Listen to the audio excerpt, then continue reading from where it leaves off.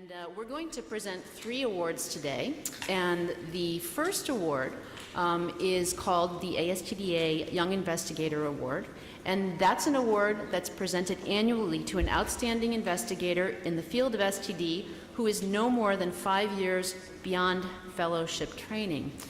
Unfortunately, our awardee cannot be present because she's very pregnant and can't travel, but we're very fortunate to have Dr.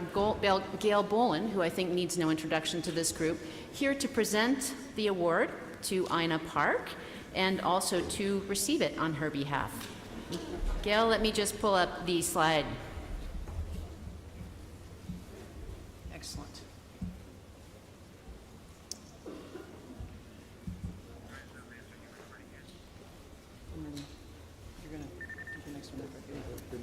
Anyway, good afternoon.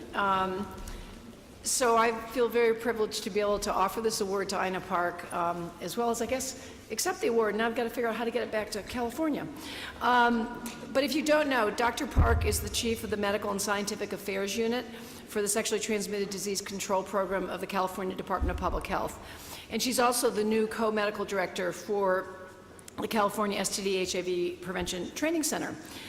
She received her MD from the University of California, Los Angeles, and did her residency in family medicine at Kaiser Permanente in Los Angeles.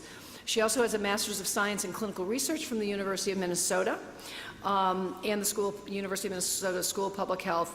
And she completed her fellowship in clinical sexually transmitted diseases at the University of California and the California Department of Public Health, and completed that in about a few years ago. So I basically have known Ina since 2007 when she began her STD clinical fellowship.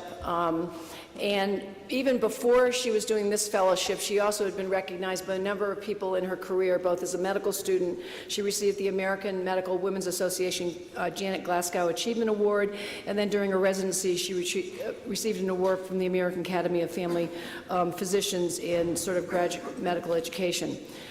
So I got to know Ina during her fellowship, and she quickly became this instant STD expert, the go-to clinician for sort of complicated questions that she could easily translate to anyone as to what these clinical case conundrums meant. She also began to pursue multiple STD research projects. I think sometimes when you work in program, you have to sort of identify a broad array of areas of intellectual interest as opposed to focusing in one very specific area. And she picked projects that actually was helping to advance the scientific knowledge in the field, but also projects that were very programmatically relevant that were sort of immediately translating into programmatic action. So if you don't know about Ina, she's been very interested in sort of novel syphilis diagnostics, has certainly done a lot of innovative work in the private care setting of how this reverse sequence syphilis algorithm can be implemented and what it means clinically and what it means to public health, not what it means to the laboratories. She's also spent a number of years looking at the impact of human papillomavirus since recommendation, as well as significant interest in research in the area of anal cancer screening among men who have sex with men. So and she's also been working a little bit on the retesting issue in chlamydia. So very broad areas of scientific pursuit. I would also say that she's just this incredibly thoughtful and skilled communicator. She's an incredible clinician, advocate, and educator, and I think she's also interested in wanting to advance the field, through science and through training and technical assistance to make sure that our providers have the skills and knowledge to be able to offer the quality STD care that we really expect.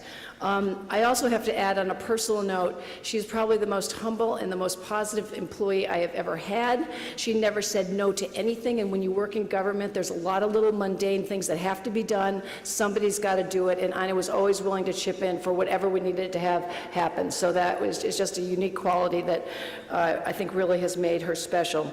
As Jeannie said, Ina can't be here today because she is expecting her second child soon and was told no travel for this pregnancy at this time. So we wish her good luck in this part of her life. But she sent some brief words that she wanted to share. So I'll read them to you. She says, "Though I'm very sorry not to be here with you all, I wanted to take the opportunity to say thank you to the ASTDA Awards Committee for this unexpected honor. I'm so fortunate to have wonderful mentors at the California Department of Public Health who have given so generously of their time and expertise expertise at this early stage of my career, including Dr. Gail Bolin, Heidi Bauer, and Joan Chow. I feel grateful every day that I can work with these and other superb colleagues all over the country. I only hope I can continue dedicating my career to advancing scientific and programmatic knowledge in this field for many years to come. So thank you very much.